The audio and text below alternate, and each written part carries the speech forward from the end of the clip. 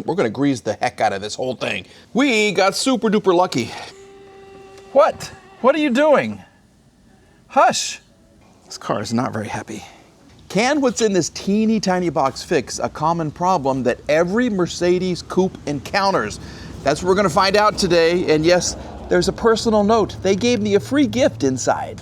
There it is right there, all the way from Burdur, Turkey. Yeah, this took about, well, too long to arrive. Actually, it was not that bad. I would say a couple of weeks I had this in my possession. What is inside? My free gift. It's a little smelly thing. It's powerful. Oh, it smells like Irish Spring soap, okay?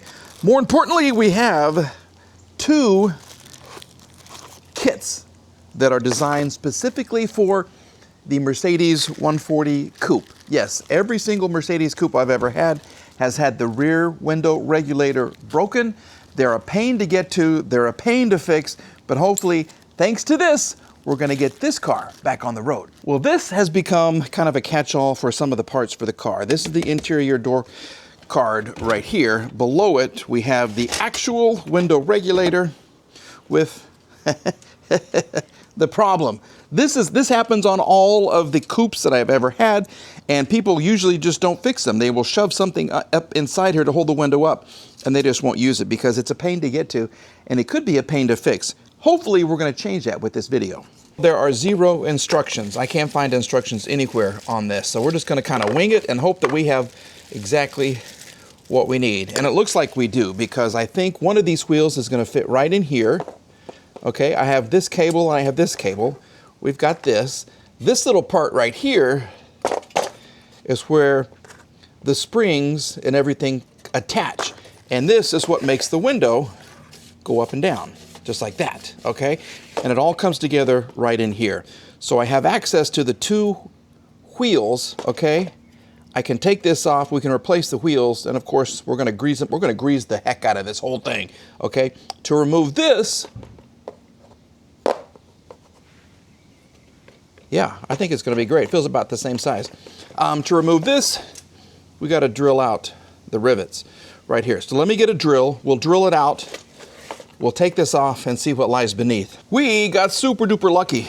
You don't have to drill those out. There are 2 little Torx bolts, and you take them off here, this thing just falls off. Look at that. This is what turns, and it draws in the actual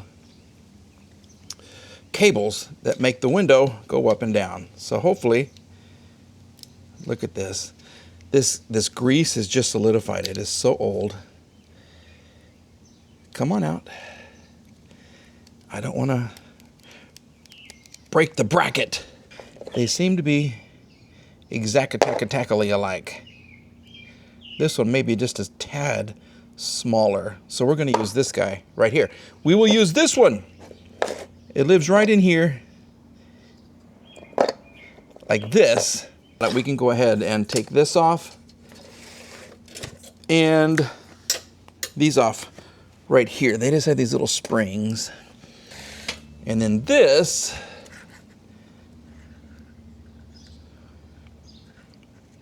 here we go. And that's how the springs attach, right in there. So it goes just like that. And then one spring will go this way. And then one spring will go this way.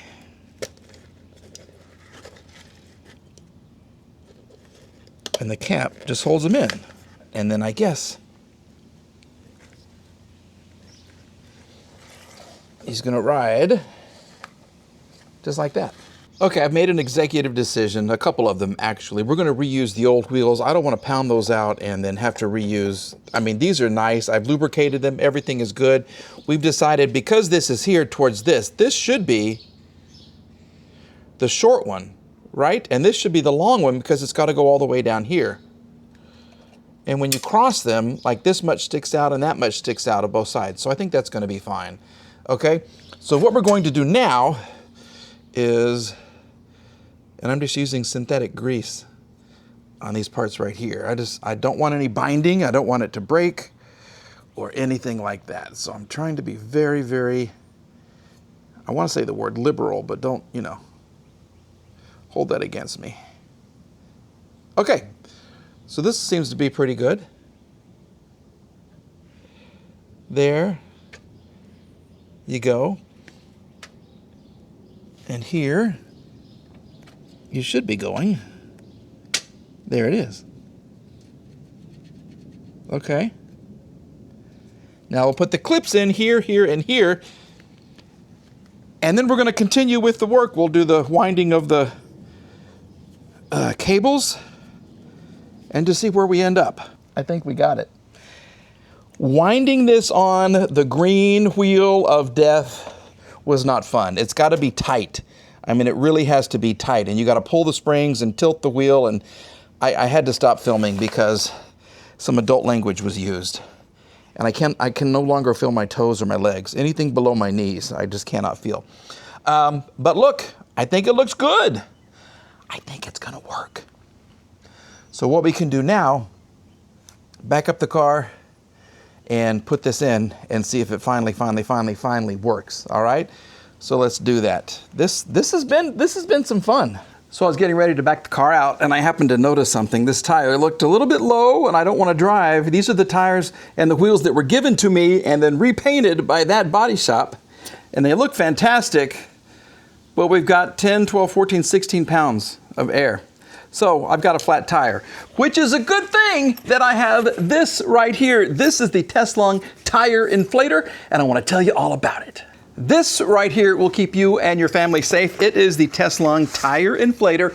You know, I love their borescope, the one with the dual, it kind of moves back and forth, the camera on the end of the shtick. Yeah, well, this right here is equally well engineered, all right? It weighs about 3 pounds, it's 10 inches long, and you get this really cool pack to put it in, and then it's just gonna live in your trunk. On the bottom of the unit, as you can see right here, you do have your cord, and they actually hide some additional attachments right in here. So once the cord is out, you can kind of push this away, and then you've got all of these little adapters right here to inflate anything that you want. Football, basketball, you got a little floaty for the pool. All of the attachments are just going to live right in here.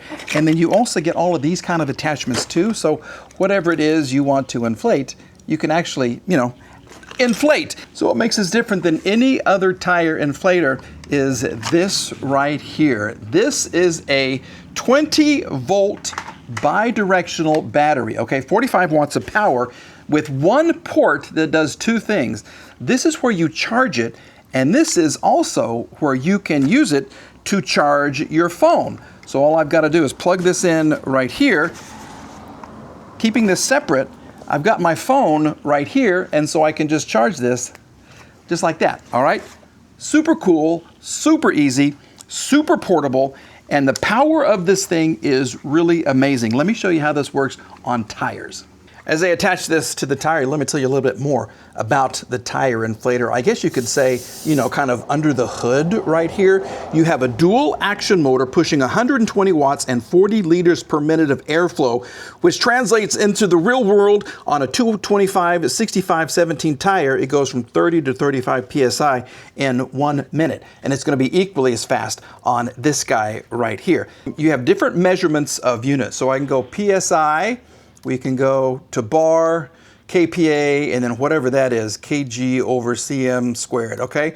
Go to PSI like normal people, and then if I push this, we can go to car, we'll go to motorcycle, to bike, and to like a sports ball, like a basketball or something like that, a volleyball, something that you can inflate. You can have every tool that you need almost right inside here. So we're gonna go back to car, and I have it preset for 36. Let's just see what it's going to do. And there we go, starting at 11.9.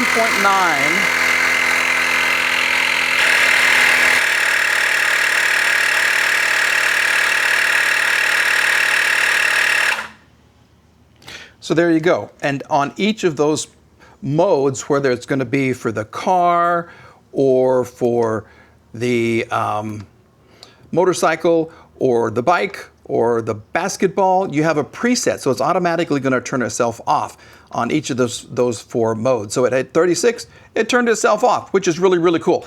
Now let me show you something else that is hidden inside this very cool device.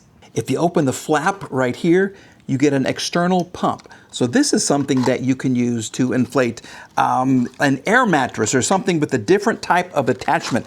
And because your battery is bidirectional, you can charge it and you can use it as a power source in the same little port right here. All you have to do is plug this in, and then this is going to plug in right here, and you have an off and on button, which is right here. Okay? Now listen, I'll push this button. It takes a second. There you go. And it's got 2 speeds. See? You can use this to cool, after working on a car, you need a nice cool breeze. You get the Beyonce effect.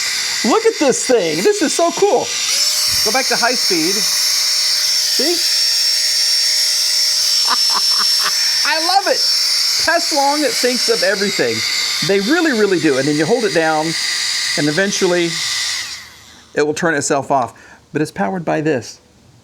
How cool is that? So if you know anything about Teslong, you know they built their reputation on making precision tools just amazingly good. The borescopes, the cameras, all that kind of stuff. Same technology, the same DNA is in this thing right here. 5 stars out of 5 stars on Amazon. Retail for this, I think it's about $149. I think it's worth it because it's going to do whatever you need it to do. And the fact that this thing comes off and you can charge whatever you want to with it, and it has the little bitty inflator that puts out so much air if you have, you know, like I said, a mattress or something. This thing, Teslong just thought of everything. They really, really did. So if you want to get some more information on this, all you have to do is go to the description box below. There's a link there that will take you to where you can purchase one of these. I think it's nice. I'm actually going to keep this one in my car. It sits in this very nice little carrying case, less than 3 pounds. Everything I need is included right here. And it's a good looking bag, all right? Now that the tire's inflated, we can get back to work on the S500 Coupe and hopefully make that window go up and down. So the car is out of the garage. I found a right one of these on the right side, 210, and it's in the UK. My kit cost me 30 bucks and I got 2 of them. So for 60 bucks, I'm gonna save a lot of money. If it works, she's attached. The secret is for the arm, okay, that attaches to the window.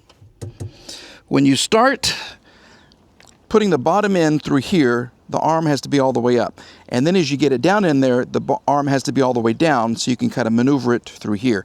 I've already attached this. This piece was missing when we put it on. So you've attached this. This is an alignment bolt. This is an alignment bolt. It's going to help align the window so it goes up and down properly and then seats properly. And then on the bottom, this is another alignment bolt, and that's another alignment bolt, okay? And as you can see, we can move this up and down. I love it, I love it, I love it. So now I just got to figure out where the window attaches and how I can do that. But we're making progress. Looky there, folks. I think we got it. 2.5 hours later, I think we have it almost fully assembled, and we can give it a test. Okay, the bolts for holding the window to the regulator, those are so much fun. They really are, and there's so many options. So I don't know. It's just I had them in the 2 holes that were too far forward. Now I got them in the correct position, and I think it's going to work. Should we try? Okay, so I've managed to kind of rig a seat for me right here. It's not that uncomfortable. Okay, so let me enjoy my perch, which is right here. I think I still have access to the window switch, which I do. Is it going to work? Oh, look at that.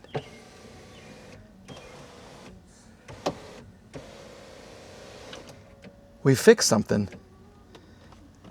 We have absolutely fixed something. Now, I need this right here.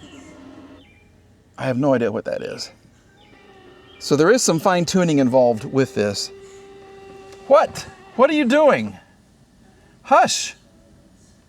Just hush.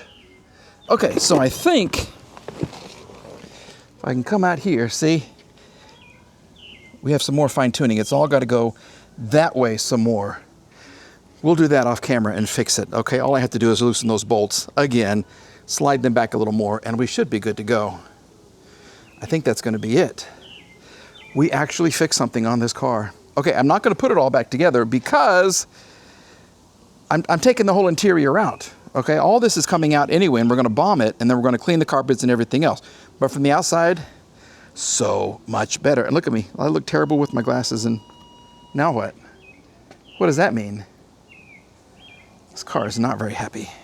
Well, I think that's going to do it for the video, everybody. Thank you very much for watching this series. If you do want to go check out that Teslong tire inflator, you know Teslong makes really good products. And so please check the description box below. Once again, go check them out. It's a great addition to your toolkit. I use it all the time. Duh, because all my tires are crap. And the engines are crap. And the batteries are crap. And the cars are crap. And anyway, I like Mercedes, and I do this to myself. So I can't blame anybody other than me. But I can blame myself for looking so bad as well. That's horrible. Yes. So if you enjoyed this video, give me a thumbs up. If you like what I'm doing with these old Mercedes and old Jaguars, please subscribe and just enjoy what I'm putting forth. Because I am having fun. I gripe a lot, and I use some cuss words off camera mostly. But when you can do something like this and save a ton of money and keep a car on the road, yeah, I think it's absolutely worth it. 100%. So thank you for watching. We're back with another video on this newly painted, newly beautiful S500 Coupe. It's super rare. It's super crappy right now, but it's going to be super great very, very soon. All right. Have a great day. We'll see you. Bye-bye.